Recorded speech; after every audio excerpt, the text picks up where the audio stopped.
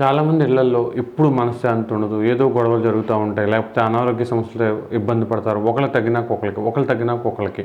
అయితే మనకేంటంటే సాంబ్రాణి ఎయ్యాలి, ఇలాంటి రకరకాల రెమెడీలు చెప్తే అవేంటంటే 2 రోజులు చేస్తాం. లేకపోతే బాగోనప్పుడు చేస్తాం, మళ్ళీ వదిలేస్తాం. దేనికైనా సరే కంటిన్యూటీ అనేది చాలా ఇంపార్టెంట్.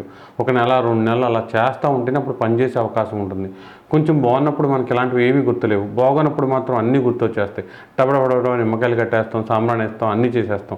మళ్ళీ కొంచెం బాగోగానే మర్చిపోతాం. అలా కాకుండా ప్రతి ఒక్కళ్ళు కూడా ఒక చిన్న రెమెడీ పాటించడం వలన తప్పకుండా ఇంట్లో ఉన్న నరదిష్టి, నరగోల ఇలాంటివన్నీ తొలగిపోయి మనశ్శాంతి వచ్చే అవకాశం ఉంటుంది. అదేంటంటే మంగళవారం, శుక్రవారం 2 రోజులు కూడా ఒక్కొక్క నిమ్మకాయ తీసుకోండి.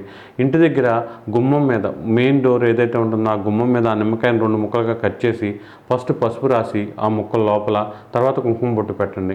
ఆ తర్వాత 2 ముక్కల్ని కూడా నిమ్మకాయ ముక్కల్ని గుమ్మానికి అటువైపు ఇటువైపు కొబ్బరికాయ కొట్టి ఎలా పెడతామో అలా పెట్టండి.